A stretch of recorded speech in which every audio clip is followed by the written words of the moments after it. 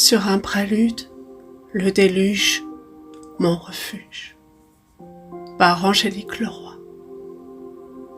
Lorsque je suis entrée, sur la pointe des pieds, dans l'univers de ce recueil poétique, j'ai découvert des mondes multiples qui entremêlent émotions, métaphores, jeux de mots, onomatopées, chansons, confidences et révoltes, emportant le lecteur dans un vertige sans fin, tant l'imagination est intense.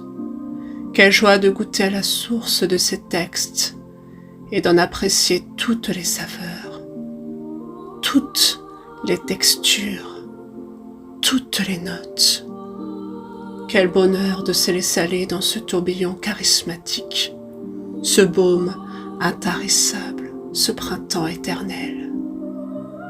De nombreux poèmes m'ont consterné, me laissant pantelante, réclamant plus encore. Intensité, profondeur, tristesse, lucidité, tout y est peint avec authenticité.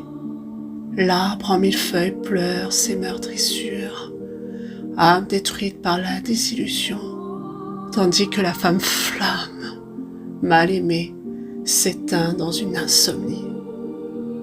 Sur un prélude, le déluge, mon refuge, un titre qu'Angélique Leroy ne pouvait pas mieux choisir pour orchestrer une symphonie de mots, de couleurs et de sons.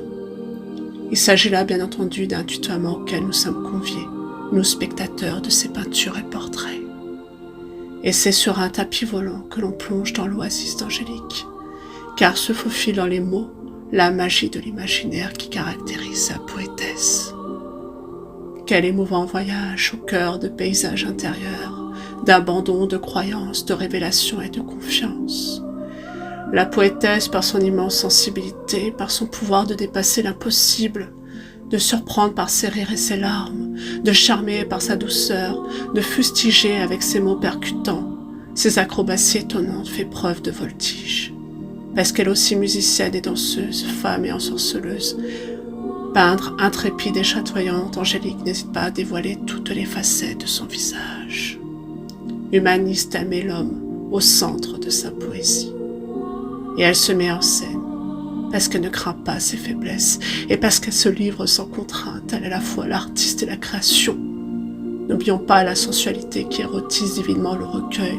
La romance se transforme alors en un brasier qui consume la femme, mise à nu sous une poésie orgasmique, mais toujours en toute simplicité, vivifiante et généreuse. L'amante compte ses amours, sa passion, et la rebelle devient alors vent, fleur, soleil, ciel. Elle est un tout, elle est l'osmose, elle est elle. Nadine Capircio. Ce n'est pas par hasard que la poétesse a usé de ce titre sibyllin, la Marianne Joconde. Et c'est avec perfection et addiction qu'elle choisit ces mots singuliers particulièrement saisissants dans leur symbolique. Dans son recueil, Angélique dévoile toute sa personnalité, mélange d'amour, de tendresse, de délicatesse et de colère, mais avant tout là, la générosité et la noblesse qui s'exhalent des vers en filigrane des poèmes.